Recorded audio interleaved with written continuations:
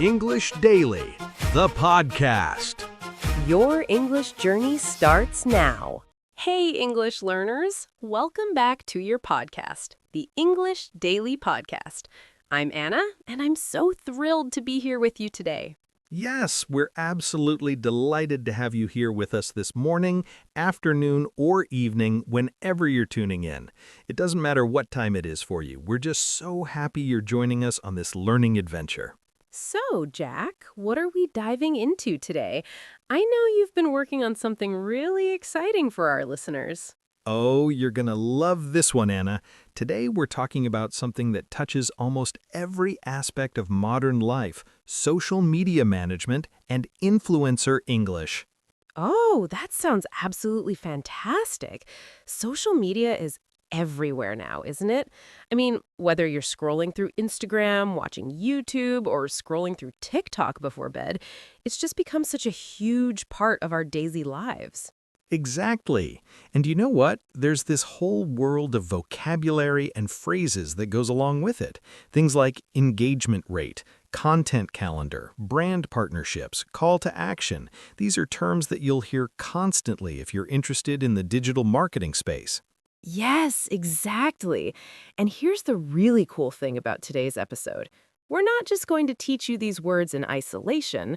No, we're going to give you over 100 sentences for shadowing practice. That means you can repeat after us and really get these phrases into your muscle memory. That's right. Shadowing is one of the most effective techniques for improving your pronunciation and fluency. When you shadow, you're essentially repeating what you hear in real time, almost like you're following a shadow of the speaker. And today, we're going to be that speaker for you. And don't worry if you're feeling a bit nervous about it. That's completely normal. We've designed this episode to be super practical and useful, whether you're dreaming of becoming an influencer yourself, or you just want to understand English content about social media marketing, or maybe you're working in digital marketing and need to improve your professional English. This episode has something for everyone. Absolutely. And we're going to cover everything from the basics of social media management to more advanced topics like influencer partnerships, analytics, and building your personal brand online. So grab a notebook, get comfortable, and let's begin this journey together. That's right. And I should mention, Jack and I are going to be sharing lots of personal stories and experiences too. I know Jack has actually worked with some influencers before, haven't you? Oh my goodness, yes, I have some really fun stories to share about that. And Anna, you've actually grown your own social media following quite a bit recently, haven't you? I remember you telling me about your Instagram journey. Oh, Jack, you're gonna make me blush. Yes, I have been working on my Instagram presence, and it's been such an interesting learning experience. It's funny because when I started, I had no idea what I was doing, but now I feel like I'm starting to understand the language of social media much better. I love that. And that's exactly the kind of authentic learning experience we're going to be talking about today. We're going to share what's worked for us, what hasn't, and all the vocabulary you need to navigate this exciting digital landscape. Perfect. So, without further ado, let's jump right into our first subtopic. Are you ready, Jack? Absolutely ready. Let's do this. Okay, so let's start with the fundamentals. What exactly is social media management, and why has it become so important in today's digital world? Great question, Anna. You know, social media management is essentially the practice of creating, scheduling, analyzing, and engaging with content posted on social media platforms. It's like being a conductor of an orchestra, but instead of musicians, you're coordinating posts, stories, reels, and all kinds of content across different platforms. Oh, I love that analogy. A conductor of an orchestra. That's perfect. And the thing is, it really does require so many different skills. You're not just posting random content. There's strategy involved, timing, understanding your audience, and so much more. Exactly. And that's why companies and individuals alike are investing so heavily in social media management now. I mean, think about it. How many times have you discovered a new product or brand through Instagram or TikTok? Probably more times than you can count, right? Oh, absolutely. In fact, just last week, I discovered this amazing skincare brand through a reel on Instagram. I hadn't heard of them before, but after watching a few of their posts and seeing the reviews from other users, I was completely convinced to try them. See? That's the power of social media management right there. That brand knew exactly what they were doing. They created compelling content, they engaged with their audience, and they built trust. And all of that starts with understanding the basics of social media management. So let's talk about some of the key concepts then. One of the first things people mention when they talk about social media management is the content calendar. What exactly is that, Jack? Oh, a content calendar is super important. It's basically a schedule that outlines what content you're going to post, when you're going to post it, and on which platforms. Think of it like your editorial calendar for social media. It helps you stay organized and ensures you're consistently showing up for your audience. Yes, and I actually started using a content calendar about 3 months ago for my personal Instagram, and honestly, it's been a game changer. Before that, I was just posting randomly whenever I felt like it, and my engagement was all over the place. That's so interesting. Tell me more about that experience, Anna. What changed for you when you started using a content calendar? Oh, so much changed. First of all, I started planning my content in advance. So instead of scrambling at the last minute to figure out what to post, I would spend maybe an hour on Sunday planning out my entire week's content. And that included thinking about the theme for each day, the captions I wanted to write, and even which hashtags I wanted to use. Wow, that sounds really organized. And I bet having that structure helped you think more strategically about your content too, right? Exactly, because I wasn't just posting randomly anymore. I could see the bigger picture. I could make sure I was mixing up my content types, maybe some educational posts, some behind the scenes glimpses, some fun reels, some engaging stories, all following a cohesive theme and message. That makes so much sense. And I think that's something a lot of people struggle with at first. They think social media is just about being spontaneous and authentic, which is important. But having a strategy doesn't mean you're less authentic. It just means you're being intentional about the story you want to tell. Yes, exactly. Being strategic doesn't take away from your authenticity. It actually helps you communicate your authentic self more effectively. And speaking of strategy, let's talk about another fundamental concept, the content pillar.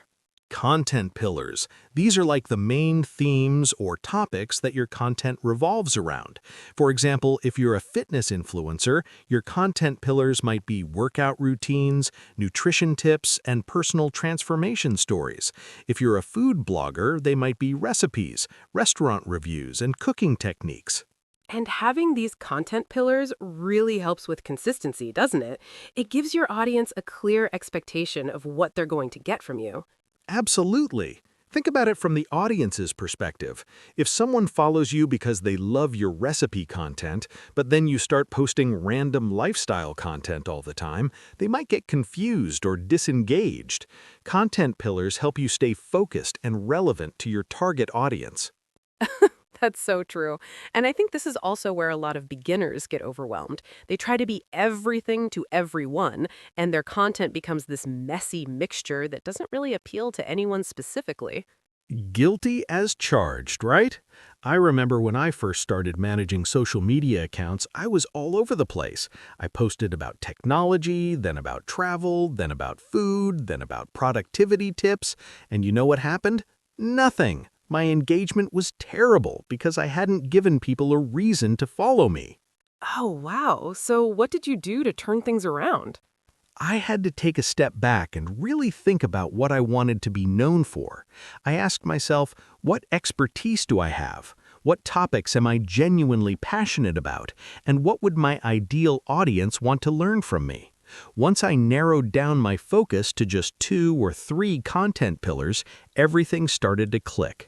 That's such valuable advice, and I think a lot of our listeners might be going through that same struggle right now. So, Jack, if someone is feeling overwhelmed, what would you say to them? I would say, take a deep breath. It's okay to start small. You don't have to figure out your entire social media strategy overnight.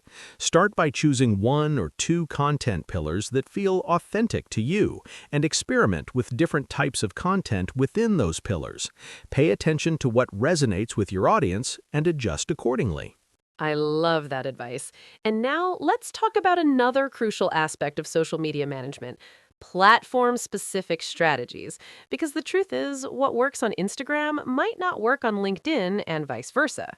Oh, absolutely. Each platform has its own unique culture, algorithm, and audience expectations. For example, Instagram is very visual and aesthetic focused. TikTok is all about short-form video and trends. LinkedIn is more professional and thought leadership oriented. And Twitter, or X now, I guess, is great for real-time conversations and news. And how do you adapt your content for different platforms? I imagine it takes quite a bit of effort to tailor your message for each one. It does, but there are different approaches you can take. Some people create platform-specific content from scratch, which gives you the best results because you're truly optimizing for each platform, but that can be very time-consuming. Another approach is creating what we call pillar content, one main piece of content, like a blog post or a long video, and then repurposing it into different formats for different platforms. Oh, I love that concept of repurposing. So instead of starting from scratch every time, you're taking that core content and adapting it. That's so much more efficient. Exactly. And that's something that professional social media managers do all the time. They think about how to maximize the value of every piece of content they create. So if you create an amazing recipe, you might post the recipe itself on Instagram, create a quick cooking tutorial for TikTok, write a detailed blog post about the nutrition benefits for your website, and maybe even create a short carousel of tips on Pinterest. That's brilliant. And I think understanding this concept is so valuable for anyone who wants to be more efficient with their content creation. Now, let's move on to another fundamental topic, understanding social media algorithms. Ah, yes, algorithms, the mysterious forces that determine whether your content gets seen by many people or just a handful. Let me tell you, Anna, I spent a long time trying to understand how algorithms work, and honestly, they change so frequently that it's almost impossible to keep up. Right? Every time you think you figured out how the Instagram algorithm works, they change it, and you have to start all over again. Exactly. But there are some general principles that tend to hold true across most platforms. Things like engagement signals.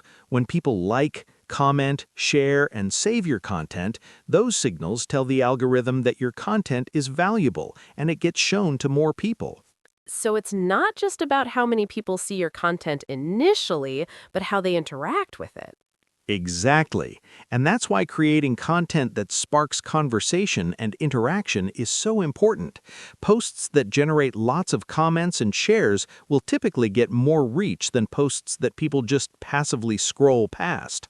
That makes so much sense. And I think this is where a lot of people go wrong. They focus too much on vanity metrics like follower counts, when really engagement quality is what matters. Absolutely. I'd rather have 1,000 highly engaged followers who interact with every single post than 100,000 followers who never engage with anything.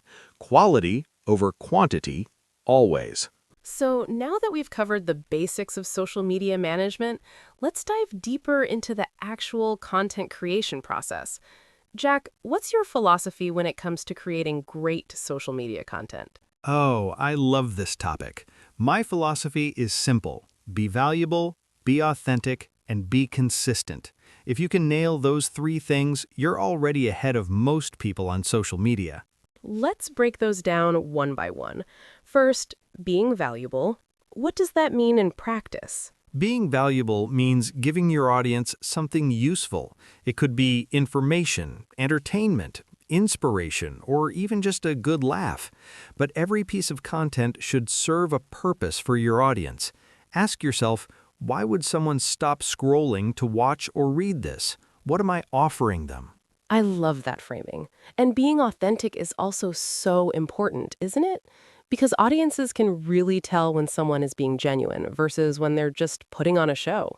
So true. Authenticity is like the secret ingredient that makes everything else work. You can have great content, perfect timing, and amazing production quality, but if you're not being authentic, people will sense it and they'll tune out. And consistency ties it all together, doesn't it? Because even if you're creating amazing content, if you're only posting once a month, it's hard to build that connection with your audience. Exactly. Consistency builds trust and familiarity. When your audience knows what to expect from you and when to expect it, they're more likely to become loyal followers. So now let's talk about different types of content. What are some of the most popular content formats on social media today? Oh, there's so much variety. We have static posts. Those are just regular photos or graphics. Then we have carousels. That's when you can swipe through multiple images or slides. Stories. Those are the temporary posts that disappear after 24 hours. Reels and TikToks. Those are short-form videos that are usually under 60 seconds. And then there's long-form video content, like YouTube videos or Instagram live sessions. Wow, that's a lot of options. And as a social media manager or influencer, you're expected to be good at creating all of these different types of content? Honestly, no, not at all. That's why it's so important to start with the formats that you're most comfortable with and that align with your content pillars. For example, if you're a visual artist, you might focus primarily on high-quality photos and maybe reels showing your creative process. If you're a teacher or educator, you might focus more on carousels and longer educational videos. That makes so much sense. And I think another important aspect is understanding what your specific audience prefers, because different demographics tend to gravitate toward different types of content. Absolutely. Younger audiences tend to prefer short-form video content like TikTok and Reels, while older demographics might be more engaged with static posts and longer articles. But of course, there's always exceptions to the rule. And I remember you once told me about how you used to wake up at 5 a.m. just to post content at what you thought was the optimal time. But then you realized your audience was actually most active in the afternoons. Oh my goodness, yes, that was such a valuable lesson for me. I was so obsessed with optimization that I forgot to actually focus on the content itself. Eventually, I realized posting content when I was tired and stressed wasn't helping anyone. That's such an important reminder, because at the end of the day, the quality of your content matters so much more than the exact minute you post it. Exactly. So my advice is find a posting schedule that works for you and your life, and then focus your energy on creating amazing content rather than obsessing over perfect timing. Now let's talk about something that can really level up your content: collaborating with other creators. Collaborations are amazing. They allow you to tap into new audiences, learn from other creators, and create content that's more diverse and interesting. Plus, it's just more fun to work with other people sometimes. What makes a good collaboration? A good collaboration is when both parties bring something valuable to the table, and the content feels authentic to both of you. It's not just about getting exposure, it's about creating something genuinely interesting or useful for both of your audiences. And I think that's why some collaborations feel forced, while others feel so natural and genuine. Exactly. When both creators are genuinely excited about the collaboration and the content, it shows. The audience can feel that authenticity, and that's what makes them want to engage and share. So, we've talked a lot about creating great content, but what about the other side of social media? Actually engaging with your audience and building a community. Oh, this is one of my favorite topics, because content creation is only half the battle. The real magic happens when you build genuine connections with the people who are following you. Let's start with the basics. What does engagement mean in the context of social media? Engagement refers to any interaction that a user has with your content. That includes likes, comments, shares, saves, clicks on links, and even just time spent viewing your content. All of these interactions signal to the platform that your content is worth showing to more people. And why is engagement so important beyond just the algorithm benefits? Well, engagement is important for several reasons. First, it helps build a sense of community around your brand or personal brand. When people feel connected to you and to each other, they become loyal followers rather than just passive scrollers. And I imagine engaged followers are also more likely to become customers or clients eventually? Absolutely. An engaged community is so much more valuable than a large but disengaged following. When people feel a genuine connection with you, they trust you. And when they trust you, they're much more likely to purchase products you recommend, sign up for your services, or support you in whatever way you're asking. That's so true. I know I've purchased things specifically because I felt connected to the creator and trusted their recommendations. Now, let's talk about some practical ways to boost engagement. What are some strategies that actually work? One of the most effective strategies is to ask questions in your posts and captions. When you ask people to share their thoughts, opinions, or experiences, they're much more likely to comment than if you just make a statement. And responding to comments is equally important, isn't it? Because if people take the time to comment and never hear back from you, they might feel ignored. Exactly. Responding to comments shows your audience that you value their input and that you're genuinely interested in what they have to say. It creates a dialogue rather than just a one-way broadcast. And I try to respond to as many comments as possible, especially in the first hour or two after posting, when the post is still getting most of its visibility. I didn't realize timing mattered that much for responding to comments, too. It does. When you respond quickly to comments, it encourages other people to comment as well, because they see that you're active and engaged. It creates this positive feedback loop. What about Instagram stories and other interactive features? How do they fit into engagement strategy? Oh, interactive features like stories polls, quizzes, question boxes, and sliders are amazing for engagement.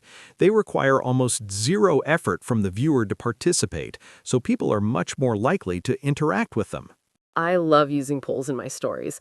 I always find it so interesting to see what my audience chooses. And it's also a great way to get quick feedback or opinions. Same here. I use polls all the time, especially when I'm trying to decide between two different content ideas, or when I want to get my audience's opinion on something. It's like instant market research. Now, let's talk about community building. How is that different from just getting engagement? Great question. Engagement is about interactions with your content, but community building is about creating a sense of belonging among your followers. It's about connecting people with each other, not just with you. So, community is almost like an ecosystem where your followers interact with each other, not just with you.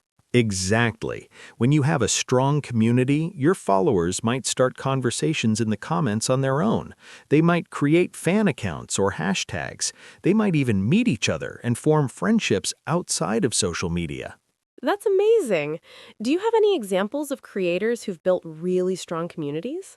There are so many. I think about fitness influencers who've created workout communities where people encourage each other and share their progress, or book clubs on social media where people discuss their favorite reads, or even professional communities where people share industry insights and job opportunities. Those examples really illustrate the power of community. And I think one of the keys to building community is being consistent with your brand values and creating spaces for interaction. Yes, and that brings us to something really important, creating a branded hashtag for your community. A branded hashtag? How does that work?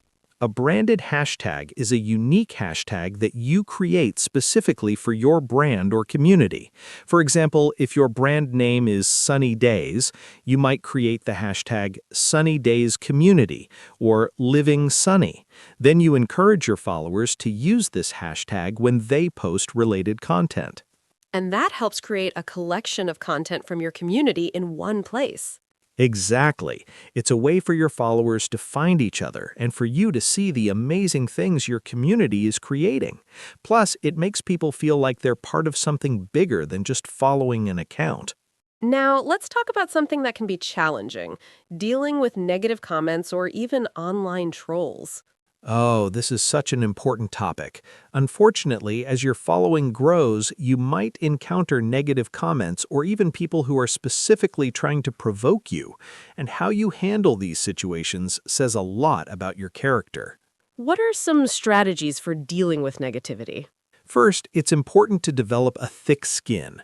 Not everyone is going to like you or agree with you, and that's okay. Second, don't feed the trolls. If someone is clearly trying to provoke you, the best thing you can do is ignore them or delete their comment if it's violating community guidelines. And I think it's also important to remember that one negative comment shouldn't ruin your day. Try to focus on the positive feedback and the community you're building. Absolutely. I think about it this way. For every one negative comment, there are probably hundreds of people who appreciated your content but didn't take the time to comment. Don't let the minority dictate how you feel about your work. Wise words. Now, let's shift gears and talk about something that many of our listeners might be interested in: brand partnerships and collaborations with influencers. This is such an exciting area of social media management. Brand partnerships are essentially when companies pay or provide free products to influencers in exchange for promotional content. It's become a massive industry. How did this whole influencer marketing thing get started? It really started to take off around the mid-2010s when companies realized that traditional advertising was becoming less effective. People were getting really good at ignoring banner ads and skipping TV commercials. But when someone they trusted and admired recommended a product, they were much more likely to pay attention. So it's really about leveraging trust and authenticity. Exactly. And that's why micro-influencers, people with smaller but highly engaged followings, often get as good or even better results than celebrities with millions of followers. Their audiences feel like they know them personally and trust their recommendations. I find that so interesting. Now, let's talk about the different types of brand partnerships. What are the main models? There are several models. First, there's the sponsored post. The brand pays you to create a specific post featuring their product. Then there's affiliate marketing, where you get a commission for every sale that's made through your unique link. There's also product seeding, where brands send you free products hoping you'll naturally mention them. And there are brand ambassadorships, which are usually longer-term relationships. That's a good overview. And how do influencers typically negotiate their rates? Rates can vary wildly depending on the platform, the influencer's reach and engagement rate, and the type of content required. Some influencers charge per post, some per story, some per video, and honestly, it's still kind of the Wild West in terms of standardization. Do you have any advice for influencers who are just starting to get brand partnership inquiries? My advice would be to know your worth. Don't undervalue yourself just because you're new. At the same time, be realistic. If you've only got 1,000 followers, you're probably not going to be charging premium rates. But as your audience grows and your engagement improves, your rates should increase too. And I think it's also important to only work with brands that align with your values and your audience's interests.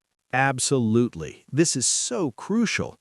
If you promote every single product that comes your way, your audience will start to feel like you don't really care about what they want, you're just in it for the money. But when you're selective and only promote products you genuinely believe in, your recommendations carry more weight. Now, let's talk about the legal and ethical aspects of brand partnerships. This is something that a lot of people might not think about. Yes, this is super important. In many countries, including the United States and the European Union, influencers are required by law to disclose when they've been paid or received free products in exchange for promotion. This is usually done with hashtags like ad or sponsored, or by using the paid partnership feature on platforms like Instagram. And what happens if influencers don't disclose properly? They can face legal penalties and fines, but more importantly, they risk damaging the trust their audience has in them. If followers feel like they've been deceived, they might unfollow and even speak negatively about that influencer. That's a huge risk for the sake of a few extra promotions. Exactly. Transparency is always the best policy. It's much better to be upfront about your brand partnerships than to try to hide them. What about creative freedom? How much control do brands typically want over the content? This varies a lot from brand to brand. Some brands give you complete creative freedom and trust you to represent their product in an authentic way. Others have very specific requirements about what you can and cannot say, which hashtags to use, and even what angle to take. And I imagine working with brands that are too controlling can be frustrating. Oh, absolutely. I've had experiences where brands wanted me to read from a script that sounded completely unnatural and inauthentic, and I had to push back and explain that my audience would see right through that kind of content. How did you handle that situation? I explained to them that my value as an influencer comes from my authenticity. If I start sounding like a corporate robot, my engagement will drop, and that won't be good for anyone, including the brand. Most reasonable brands will understand this and give you more flexibility. That's great advice. Now, let's talk about the influencer's perspective on the other side, when you're the one reaching out to brands. Oh, this is called outreach or pitching, and it can be a great way to land partnerships with brands you're genuinely interested in. What's the key to a successful pitch? First, do your research. Know the brand, their products, their current campaigns, and their target audience. Then, personalize your pitch. Don't send a generic template email that you've sent to dozens of other brands. And I think it's also important to demonstrate the value you can provide. Yes, brands want to know what's in it for them, so present yourself as a solution to their marketing problems, not just someone who wants free stuff. Share your engagement metrics, your audience demographics, and examples of past successful collaborations. Now, let's talk about something that goes hand in hand with brand partnerships, affiliate marketing. Affiliate marketing is such a great way to monetize your influence. With affiliate marketing, you get a unique link or code to share with your audience. Every time someone makes a purchase through your link, you earn a commission. What are some of the best practices for affiliate marketing? First, only promote products you genuinely use and believe in. If you're promoting something just for the commission, your audience will sense it and your conversions will suffer. Second, be transparent about your affiliate relationships.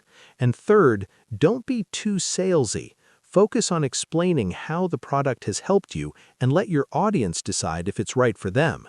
I love that approach. It feels much more genuine and helpful. It absolutely is. And I think that's why some of the most successful affiliate marketers aren't the ones with the biggest followings. They're the ones with the most genuine recommendations. Now let's dive into one of the most crucial aspects of social media management, analytics and metrics. Jack, why is it so important to track your social media performance? This is where the magic happens, Anna, because without data, you're essentially flying blind. Analytics give you insights into what's working and what's not, so you can make informed decisions about your content strategy. I want to start with the basics. What are some of the most important metrics to track?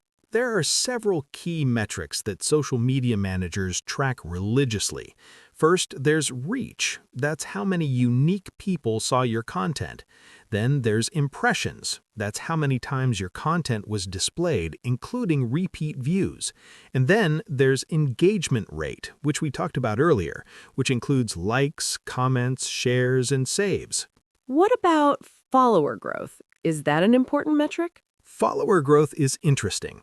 It's a metric that a lot of people focus on because it's visible and easy to understand. But honestly, it's not the most important metric. What matters more is whether your engaged audience is growing. You can have millions of followers but almost no engagement, which is pretty useless. That's such a good point. So engagement quality is more important than follower quantity. Exactly. I'd take 100 engaged followers over 10,000 disengaged ones any day. What about website clicks and link conversions? Those seem important for anyone who's trying to drive traffic to a website or sales funnel. Oh, absolutely. If your goal is to drive traffic or sales, then those metrics become critical. Tools like Google Analytics can help you track where your traffic is coming from and what actions people take once they reach your site. I love that approach. And I think it's also important to review your analytics regularly, isn't it? Absolutely. I try to do a quick review every week and a more comprehensive analysis once a month. That helps me spot trends, identify what's working, and make adjustments to my strategy. Can you walk us through what a typical monthly review might look like? Sure. First, I look at my overall performance across all platforms. I compare this month's metrics to last month's to see if I'm improving. Then I look at which individual posts performed best and try to identify patterns. Were they videos or static posts? What time were they posted? What topics or themes did they cover? And then you use those insights to inform your future content strategy. Exactly. It's this continuous cycle of create, measure, learn, and improve, and the data is your guide. Now let's talk about something that a lot of people struggle with: vanity metrics versus meaningful metrics. This is such an important distinction. Vanity metrics are numbers that look impressive but don't actually correlate with your goals. Things like a high follower count or a lot of likes can feel good, but if they're not translating to real business results, they're just vanity. So, what are some examples of meaningful metrics? Meaningful metrics are the ones that directly tie to your goals. If your goal is to build an email list, a meaningful metric would be email signups. If your goal is to sell a product, a meaningful metric would be revenue. If your goal is to build community, meaningful metrics would be comments, DMs, and user-generated content. That's such a helpful framework. And I think understanding this difference can really help people focus their energy on what actually matters. Absolutely. Don't get distracted by numbers that look good but don't mean anything. Always ask yourself, is this metric helping me move closer to my goals? What about reporting and presenting analytics to clients or stakeholders? How do you make sense of all this data in a way that's easy to understand? Great question. When I'm reporting to clients, I always focus on the insights, not just the numbers. Instead of saying, your engagement rate was 3.2% this month, I might say, your engagement rate increased by 15% this month because our Reels content was performing really well. This suggests we should consider investing more in short-form video content. So you're not just presenting data, you're telling a story and making recommendations. Exactly. Data without insights is just noise. The value is in turning that data into actionable intelligence. Now, let's talk about the future of social media analytics. Where do you see things heading? That's a fascinating question. I think we're going to see more and more AI-powered analytics tools that can automatically identify patterns and trends. Platforms are also becoming more sophisticated about sharing data with creators. And I think there's going to be a bigger focus on authenticity metrics, things like sentiment analysis, which tries to gauge whether the conversations about your brand are positive or negative. So we've covered a lot of ground today, from the basics of social media management to content creation, engagement, brand partnerships, and analytics. Now let's tackle perhaps one of the most personal aspects of this journey: building your personal brand as an influencer. Oh, this is such an exciting topic, Anna, because at the end of the day, your personal brand is what sets you apart from everyone else doing similar things. It's your unique combination of personality, expertise, values, and style that makes you memorable. And why has building a personal brand become so important in the age of social media? Because in today's digital world, your personal brand can literally change your life. It can open doors to new opportunities, attract dream clients and brand partnerships, and even generate multiple income streams. Think about it. People like Gary Vaynerchuk, Marie Forleo, and Lewis Howes have built entire empires around their personal brands. That's so inspiring. Now, let's talk about the first step in building your personal brand. What should people do before they start creating content? Before you start posting, you need to do some serious introspection. Ask yourself, what am I passionate about? What expertise do I have? What makes me unique? What problems can I solve for other people? And what values do I want to represent? And what happens if someone is passionate about many different things? That's actually a common challenge, and my advice is to try to find the intersection between your passions, your expertise, and market demand. There might be something you're incredibly passionate about, but if there's no audience for it or you're not particularly skilled at it, it might not be the best foundation for your personal brand. So it's about finding that sweet spot where all three elements come together. Exactly. And remember, you don't have to pick just one thing forever. Your personal brand can evolve over time. Many successful influencers started with one focus and then expanded or pivoted as they grew and learned more about themselves. Now, let's talk about authenticity. This word gets thrown around a lot in the influencer space. What does it really mean to be authentic? Being authentic means being true to yourself, even when it's not popular or convenient. It means sharing both your successes and your struggles. It means not pretending to be someone you're not just to attract more followers. And why is authenticity so important for building a lasting personal brand? Because people can scent inauthenticity from a mile away. When you're not being genuine, it creates this subtle feeling of disconnect. But when you're authentic, you build genuine trust and connection with your audience. And that trust is what turns casual followers into loyal fans who will support you for years to come. I love that. Now, let's talk about the visual elements of personal branding. How important is it to have a cohesive aesthetic? Visual cohesion is super important. Think of your Instagram grid or YouTube channel as a visual representation of your brand. Having a consistent color palette, visual style, and overall aesthetic helps people recognize your content instantly when they see it in their feed. Do you have any tips for creating a cohesive visual brand? First, choose 2 or 3 colors that represent your brand and stick with them.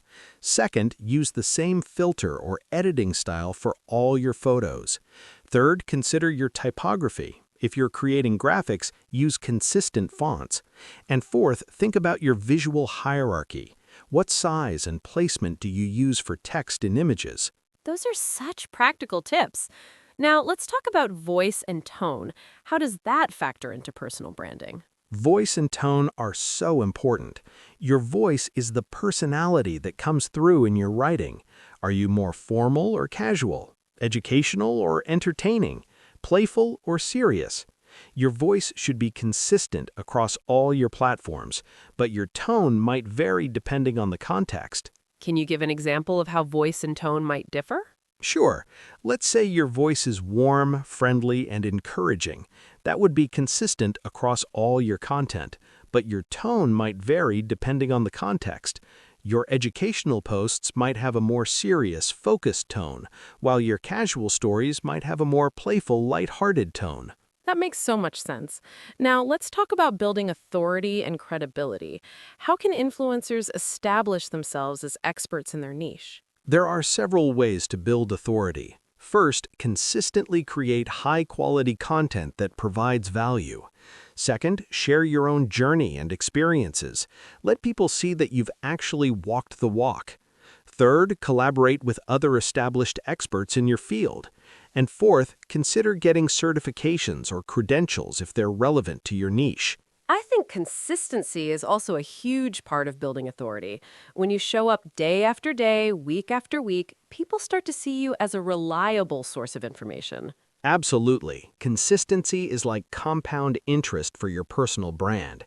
The more consistently you show up and deliver value, the more your authority and credibility grow. Now, let's talk about something that a lot of people struggle with, imposter syndrome. How can someone overcome feeling like they're not qualified enough to be an influencer in their niche? Oh, imposter syndrome is so real, Anna. Almost every influencer I've ever talked to has experienced it at some point.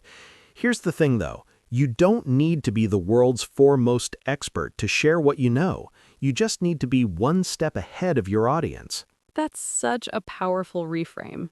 Think about it. You can teach someone who knows nothing about fitness how to do their first push-up, even if you're not the fittest person in the world. You can help a beginner cook their first meal, even if you're not a Michelin star chef. Your value isn't in being the absolute best, it's in being able to help people who are at a different stage than you. I love that perspective. And I think it's so important for our listeners who might be feeling stuck right now. And remember, everyone starts somewhere. The most successful influencers you follow today were once beginners too. They just had the courage to start and the discipline to keep going. Now let's talk about the long-term sustainability of an influencer career. How can people build something that lasts? This is such an important question, Anna. First, don't put all your eggs in one basket. Build your presence across multiple platforms so you're not dependent on any single one. Second, invest in building an email list so you own your relationship with your audience. Third, diversify your income streams. Don't rely solely on brand partnerships. And fourth, continue learning and evolving.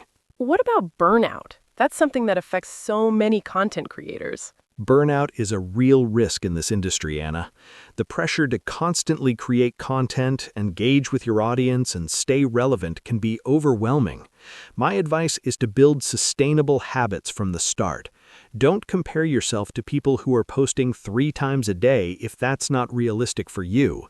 Give yourself permission to take breaks. And remember, your mental health is more important than any metric. That's such important advice.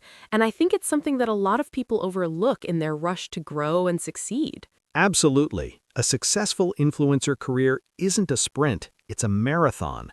You need to pace yourself and make sustainable choices if you want to be in this for the long haul. Wow, Jack, we've covered so much incredible ground today. Now it's time for one of my favorite parts of our episodes, the vocabulary breakdown. Are you ready to go through some key phrases with me? I'm absolutely ready, Anna. Let's dive into these essential social media and influencer vocabulary words and phrases. Great. Let's start with our first phrase. When we talk about how much people interact with our content, we use the term engagement rate. Jack, can you explain this one? Engagement rate is a metric that measures how actively your audience interacts with your content. It's usually calculated by taking the total number of engagements, likes, comments, shares, and saves, and dividing it by your total reach or impressions. A higher engagement rate generally indicates that your content is resonating well with your audience. Perfect. So if you want to sound natural, you might say something like, my engagement rate has been hovering around 3.5% lately, which is above the industry average. Or, I'm really happy with how my reels are performing. They have the highest engagement rate of all my content. Exactly. Now let's move on to our next phrase, content calendar. Who wants to take this one? Oh, I'll explain this one. A content calendar is essentially a planning tool that helps you organize and schedule your social media content in advance. Think of it as your editorial calendar for all your social platforms. Great explanation. You might use it in a sentence like, I spend every Sunday afternoon updating my content calendar for the week ahead. Or, having a content calendar has really helped me maintain consistency with my posting. I love that. Now let's talk about call to action. This is such an important phrase for anyone who wants to drive specific behaviors from their audience. A call to action, often abbreviated as CTA, is basically a prompt that encourages your audience to take a specific action. It could be asking them to comment, share, click a link, save a post, or buy something. So natural sentences might be, don't forget to leave a comment below and let me know your thoughts. Or, if you found this helpful, be sure to save this post for later.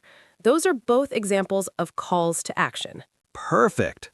Now let's talk about going viral. This is something everyone dreams about. Going viral refers to content that gets shared rapidly and widely across the internet, reaching an enormous audience in a very short time. It's when a post, video, or piece of content spreads like wildfire. You might say, I couldn't believe it when my video went viral overnight. It got shared thousands of times. Or, going viral is great for exposure, but it doesn't always translate to long-term growth. That's so true. Now let's talk about brand partnership. This is crucial for anyone interested in influencer marketing. A brand partnership is a collaboration between an influencer and a company, where the influencer promotes the company's products or services in exchange for compensation. This can include free products, payment, or both. You might say, I'm so excited to announce my newest brand partnership with XYZ Cosmetics. Or, brand partnerships should always feel authentic to your personal brand. Excellent! Now let's talk about user-generated content, often abbreviated as UGC. User-generated content is any content, photos, videos, posts, that is created by your followers or customers rather than by the brand itself. It's incredibly valuable because it shows real people using and enjoying a product. For example, you might say, I love reposting user-generated content from my community. It makes them feel appreciated. Or UGC tends to feel more authentic than branded content because it's created by real customers. That's such a great point. Now let's talk about niche. This word comes up all the time in the influencer world.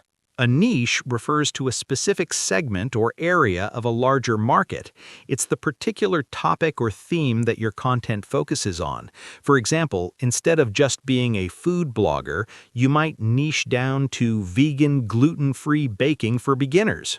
You might say, finding your niche is one of the most important steps in building your personal brand. Or, I've really carved out a unique niche for myself in the productivity space. Now let's talk about algorithm. This is something every social media user talks about. The algorithm is essentially a set of rules and calculations that social media platforms use to determine which content to show to which users and how prominently to display it. It affects what you see in your feed. You might say, I spent hours trying to understand the Instagram algorithm, but it seems to change constantly. Or don't stress too much about the algorithm. Just focus on creating great content. That's wise advice. Now let's talk about conversion rate. This is important for anyone tracking sales or leads. Conversion rate measures the percentage of people who take a desired action, like making a purchase or signing up for an email list, out of the total number of people who viewed your content or clicked your link. You might say, my conversion rate on this product launch was 4.5%, which exceeded my expectations. Or, a high engagement rate doesn't always mean a high conversion rate. Now let's talk about thought leadership. This is a concept that many influencers aspire to. Thought leadership means being recognized as an authority or expert in your field. It's about having innovative ideas and insights that influence how others think about a particular topic. You might say, through consistent high-quality content, she's established herself as a thought leader in the digital marketing space. Or, thought leadership isn't just about what you know, it's about your ability to communicate your ideas effectively. Now let's talk about content pillars. We mentioned these earlier, but let's dive deeper. Content pillars are the main themes or topics that your content consistently revolves around. They serve as the foundation for all your content creation and help ensure consistency. You might say, my 3 content pillars are fitness, nutrition, and mindset. Everything I create fits into one of these categories. Or, having clear content pillars makes it so much easier to come up with new content ideas. Now let's talk about shadow ban. This is something that makes a lot of influencers nervous. A shadow ban is when a social media platform restricts an account's visibility without the user knowing it. Your content might not appear in hashtags or search results, effectively hiding you from new audiences. You might say, I think I might have been shadow banned because my reach dropped dramatically overnight. Or, to avoid a shadow ban, make sure you're following the platform's community guidelines. Now let's talk about micro-influencer. This is an important distinction in the influencer world. A micro-influencer is typically someone with a smaller but highly engaged following, usually between 10,000 and 100,000 followers. They often have more influence in their niche than larger influencers because of their strong community connections. You might say, As a micro-influencer, I have a smaller reach, but my engagement rate is much higher than many macro-influencers. Or brands are increasingly recognizing the value of partnering with micro-influencers. Now let's talk about evergreen content. This is content that remains relevant and valuable over time. Evergreen content is content that doesn't become outdated quickly. Unlike news or trends, evergreen content continues to attract traffic and engagement long after it's published. You might say, I always try to include a mix of timely content and evergreen content in my strategy. Or tutorials and how-to guides are great examples of evergreen content. And finally, let's talk about monetization. This is the ultimate goal for many influencers. Monetization refers to the process of converting your social media presence and your audience into revenue. This can happen through brand partnerships, affiliate marketing, selling your own products or services, and many other methods. You might say, diversifying your income streams is key to sustainable monetization. Or, it took me about 2 years before I was able to monetize my Instagram full-time. Those are our vocabulary phrases for today, Anna. I feel like we've given our listeners such a comprehensive vocabulary toolkit. Absolutely, Jack. Now it's time for our reflection questions to help our listeners think about how they can apply everything they've learned today. So, our dear listeners, as we wrap up this incredible episode about social media management and influencer English, I want to leave you with some reflection questions to help you think about how you can apply everything we've discussed today. Take a moment to really think about these questions. Perhaps grab a notebook and jot down your thoughts. There's no right or wrong answer. This is about your personal journey. Question number 1.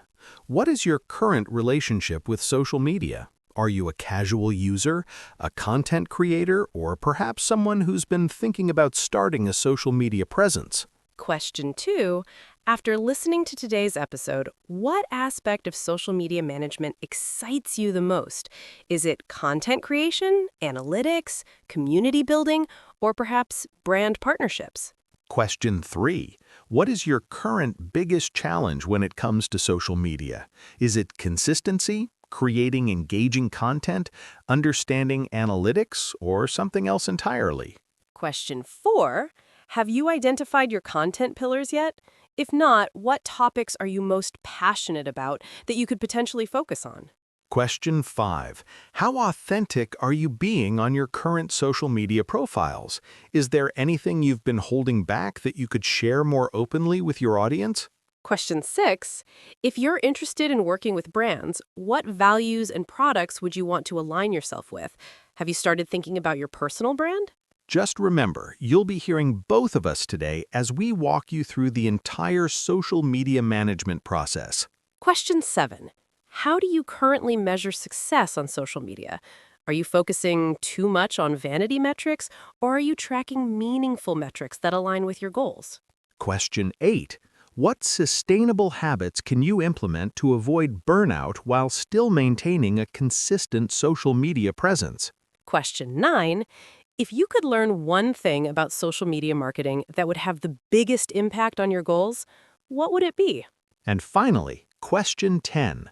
What's your first action step? What's one thing you can do today, this week, or this month to move closer to your social media goals? Those questions are designed to help you reflect deeply on everything we've covered today. There's so much information, and it can feel overwhelming, but taking it one step at a time is the key to success. And remember, we're all on this learning journey together. Even Jack and I are constantly learning new things about social media and trying to improve our own strategies. That's the beauty of this space. There's always something new to learn, always new trends to explore, always ways to grow and improve. I hope today's episode has been valuable for you, and I can't wait to see what amazing things you'll accomplish in your social media journey. Wow, Jack, what an incredible episode this has been. I'm feeling so inspired and energized after our conversation. Same here, Anna. I feel like we've covered so much valuable ground today. From the basics of social media management to building your personal brand, we've really given our listeners a comprehensive overview of this exciting field. And let's not forget all those shadowing sentences. We've given over 100 sentences for practice today, covering everything from engagement rate to content calendars, from brand partnerships to conversion rates. That's a lot of practical vocabulary to add to your toolkit. Absolutely. And I think what's so powerful about shadowing is that you're not just memorizing words in isolation, you're learning how to use them in natural conversational sentences.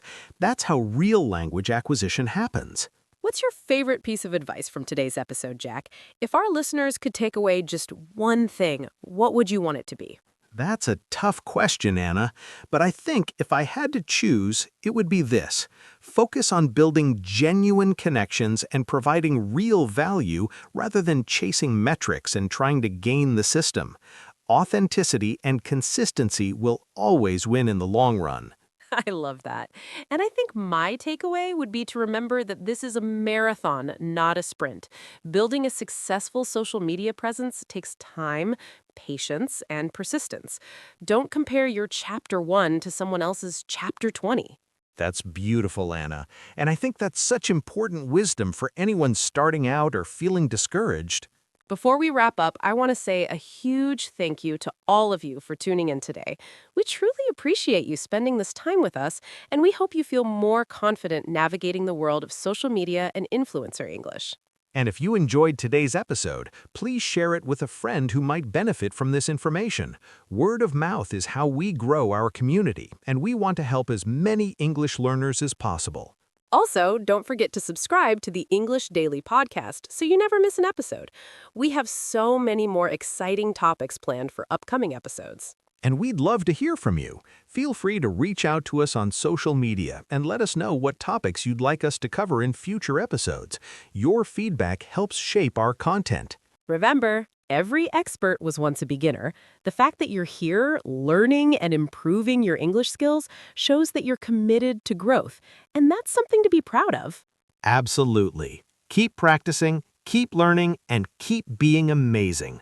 We're cheering you on every step of the way.